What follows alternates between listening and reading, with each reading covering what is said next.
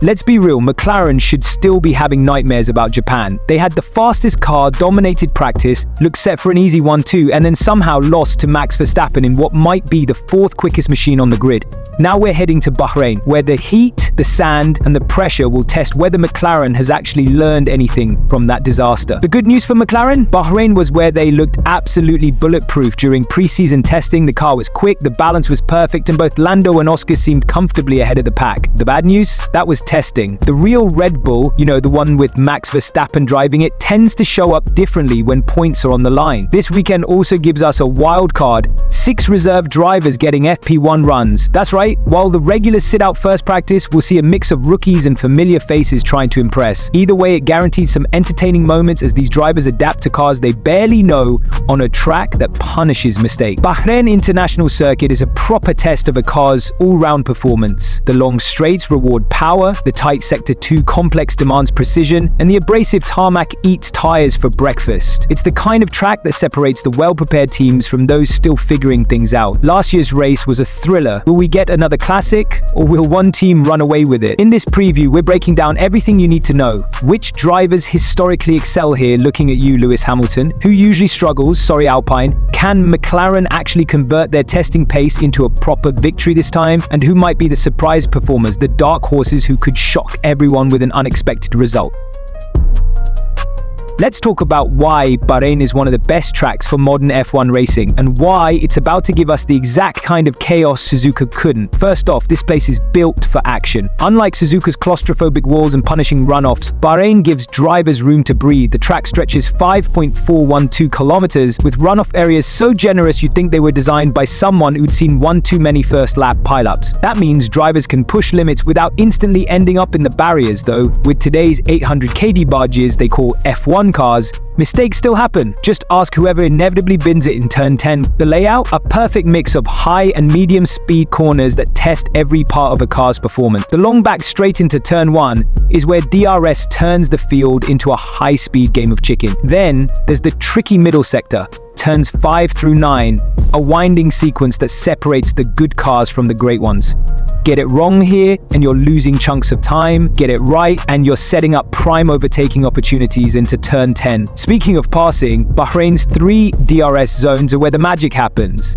The main straight is obvious, slipstream, DRS open, and boom, you're diving down the inside at turn 1. But the second zone, turns 3 to 4, is where clever drivers can set up multi-move attacks, and the third, turns 10 to 11, turns the run to the final corner into a drag race. Compared to Suzuka's single DRS zone, this is a buffet of overtaking chances. Now, the real killer here? Tire wear. That abrasive tarmac eats front left tires for breakfast, especially in the long loaded corners like turn 4 and turn 11. Teams that can manage degradation will have a massive advantage, while those struggling, looking at you Ferrari, will be sweating by lap 15. It's why we often see 2-stop strategies here, and why late race battles can get wild when someone tries to stretch their tires too far. And let's not forget the wild card, sand. One gust of wind and suddenly the racing line in turn 8.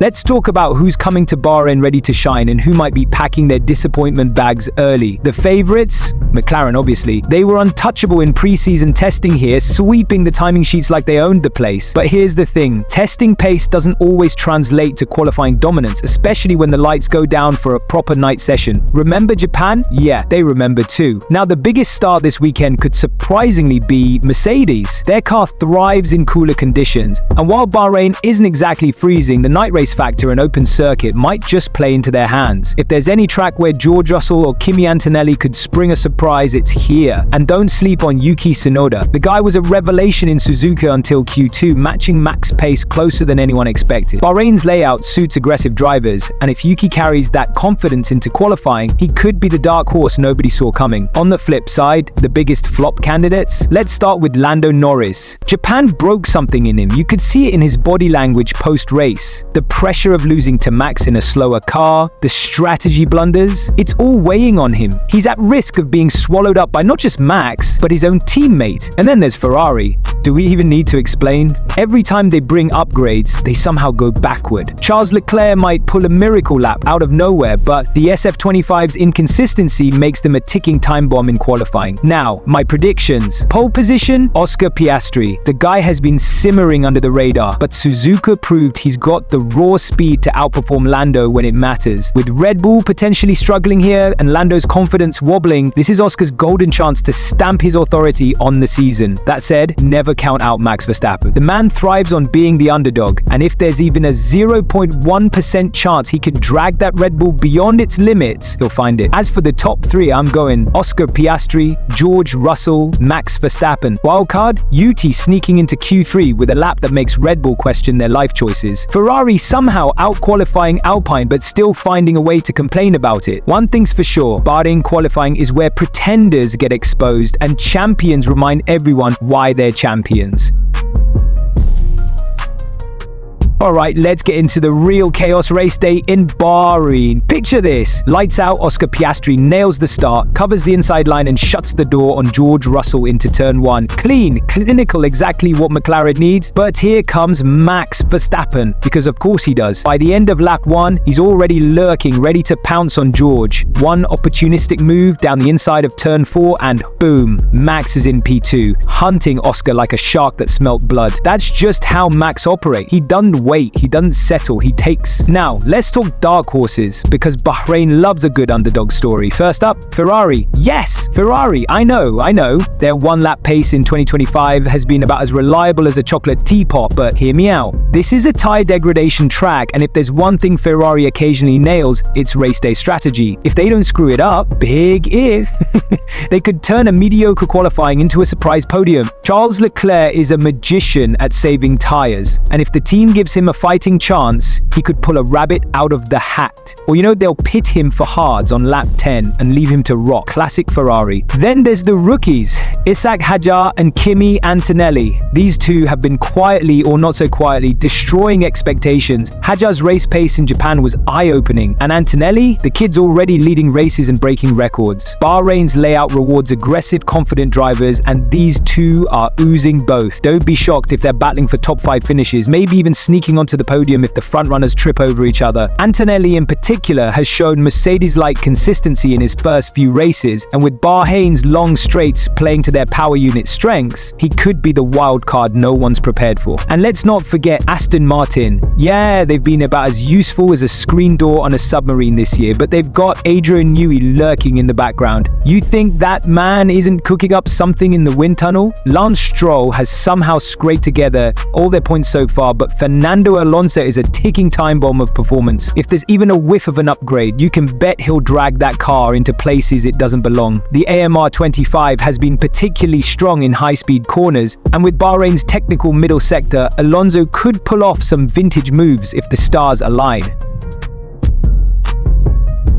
What an absolute rollercoaster this 2025 season has been already, and we're only 3 races deep. McLaren exploded out of the gates in Australia looking like world beaters, only to completely faceplant in Japan with strategy calls so bad they made Ferrari look competent. Meanwhile, Max Verstappen keeps doing Max things, dragging that Red Bull to victories it has no right winning, reminding everyone why he's got 4 championships already. And let's talk about these rookies. The championship fight is heating up beautifully. Lando Norris still holds the lead, but you can see the cracks forming. After Japan, that gap to Max is shrinking faster than the grip on Ferrari's tire strategy. Oscar Piastri's lurking dangerously close too. The silent assassin of this title battle, no one's talking about enough. And Mercedes? They've quietly become proper contenders again thanks to their wonder kid Antonelli. And just when everyone catches their breath from that, we're straight into the Jeddah street circuit next week, where the walls are so close they might as well be riding shotgun.